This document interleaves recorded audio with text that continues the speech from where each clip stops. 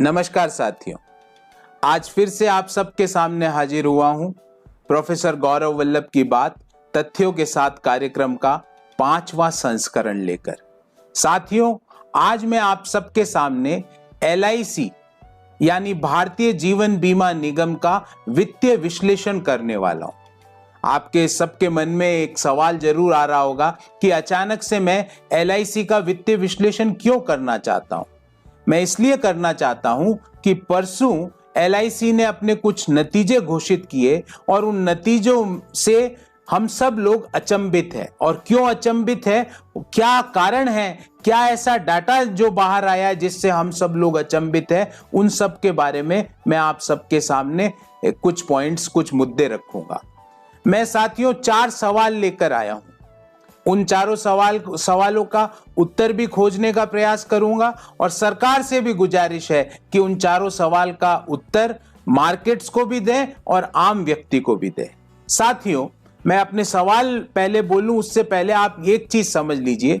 Life insurance corporation में 29 crore policy holders हैं। मतलब 29 करोड़ भारतीयों का अटूट विश्वास भारतीय जीवन बीमा निगम में है। अगर हम एक परिवार में 4 सदस्य मान लें तो लगभग 116 करोड़ लोग प्रत्यक्ष अथवा अप्रत्यक्ष रूप से भारतीय जीवन बीमा निगम से प्रभावित होते हैं। दूसरा तथ्य आपको देना चाहता हूं कि life insurance corporation of India भारतीय शेयर बाजार का सबसे बड़ा निवेशक है। The biggest investor of Indian capital market is life insurance corporation of India. तो इन 2 तथ्यों को ध्यान में रख के पहला सवाल जो परसों के LIC के नतीजों के घोषणा के बाद आता है, यह है कि ऐसा क्यों हुआ और ऐसा क्या कारण थे कि जो लाइफ इंश्योरेंस कॉर्पोरेशन 2014 में जिसका नॉन परफॉर्मिंग एसेट 8,456 करोड़ रुपया था, वो 2019-20 में बढ़कर 36,694 करोड़ रुपया हो जाता है।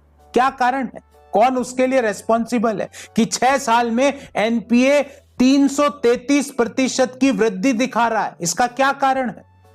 सवाल आपके मन में यह भी आएगा कि सर NPA तो बैंकों में होते हैं, बीमा कंपनी में NPA कैसे हो रहे हैं? आपको मैं बताऊं, LIC भी बड़ी कंपनियों को टर्म लोन्स देती है। Term loan means long term, लंबी अवधि के लोन।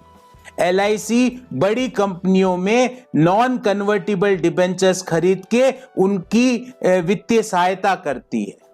वहां पर जो नॉन परफॉर्मिंग एसेट जो 8,400 करोड़ रुपए थे 2014 में, जो 2020 में बढ़कर 36,694 करोड़ रुपए हो गए। 333% की वृद्धि के क्या कारण है, ये किसी को नहीं पता, पर मार्केट्स और आम आदमी इससे प्रभावित हो रहा है। क्यों हो रहा है? क्योंकि भारतीय जीवन बीमा निगम में अटूट विश्वास है आम हिंदुस्तानी का, एक ऑनेस्ट इंडियन का अटूट विश्वास है। एक ईमानदार भारतीय उस पर विश्वास करता है। कौन निवेश करता, कौन पॉलिसी लेता है जीवन बीमा निगम में? आप जैसे लोग, मेरे जैसे लोग, किसान लोग, जिनके पास बहुत बड़ी रकम नहीं है निवेश करने के लिए। वो कुछ पैसा लगाती है LIC की पॉलिसी में, ये सोच के कि लाइफ भी इंश्योर हो जाएगी और कुछ रिटर्न भी मिल जाएगा अगर कोई आपदा या कोई मिस हैपनिंग नहीं हुई तो 29 करोड़ पॉलिसी होल्डर्स है उसके अंदर। उसका NPA जो 2.44% था, NPA 2.44% था 2014 में, वो बढ़ के 8.17% 2020 31 मार्च को क्यों हो गया? कहां पर ऐसा निवेश हुआ? कौन कौन सी वो कंपनियां हैं जहां पे भारतीय जीवन बीमा निगम ने निवेश किया और उन कंपनियों के से पैसा वापस नहीं आ रहा है, जिसके कारण एक आम हिंदुस्तानी का, एक ईमानदार भारतीय का पैसा जो वो LIC को देता है एक विश्वास के तहत, वो वहां क्यों डूब गया? कौन कौन सी कंपनियां, इसकी जानकारी दीजिए।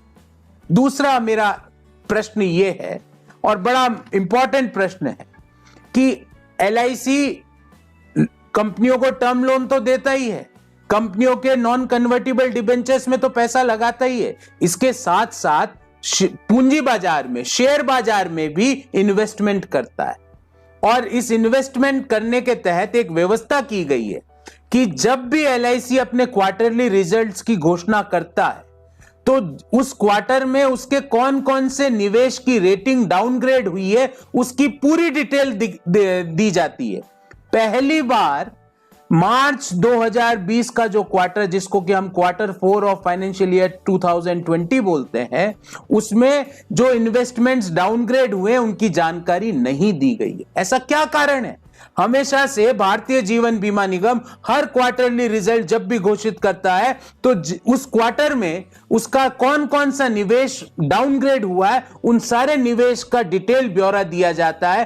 पर फाइनेंशियल ईयर 2020 के लास्ट क्वार्टर में जब परसों जो घोषणा की नतीजों की एलआईसी ने, उसमें डाउनग्रेड ऑफ इन्वेस्टमेंट्स का जिक्र तक क्यों नहीं किया गया, उसका डिस्क्लोजर क्यों नहीं किया गया, एक बड़ा प्रश्न चिन्ह हम लोगों के दिमाग में लगाता है, क्योंकि हम अपना छोटा छोटा पैसा जोड़कर एलआईसी को एक विश्वास के तहत देते हैं।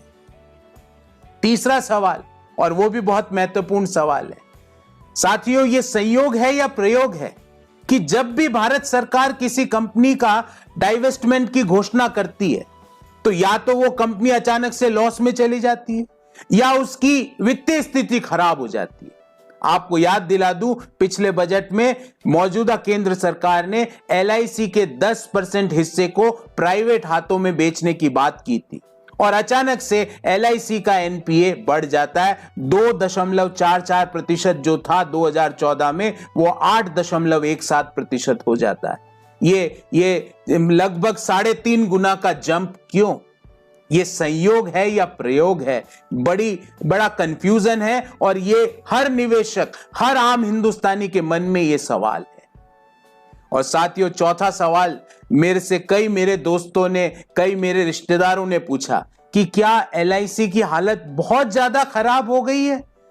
उसका भी मैं उत्तर दूंगा। तो मैं चौथे सवाल का उत्तर देता हूं और ऊपर के 3 सवाल भारत की सरकार हमको जवाब दे, ताकि हम लोगों को निश्चिंतता रहे कि जहां हम पैसा लगा रहे हैं, अपनी छोटी छोटी बचत जिस कंपनी में लगा रहे हैं, वो कंपनी स्थिर है, स्टेबल है, सॉल्वेंट है। हमको वो निश्चितता चाहिए। साथियों, आप सबके मन में ये डाटा सुन के एनपीएस जिस तरह से 3.5 गुना की वृद्धि हो जाती है, आपके मन में यह भी प्रश्न हुआ कि डाउनग्रेड ऑफ इन्वेस्टमेंट्स का ब्यौरा क्यों नहीं दिया एलआईसी ने लास्ट क्वार्टर का।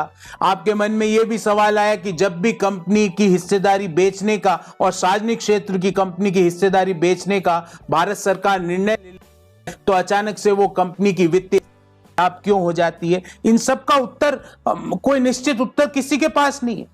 पर चौथे सवाल का मैं अपने ओर से एज ए इकोनॉमिस्ट आपको उत्तर देना चाहता हूं।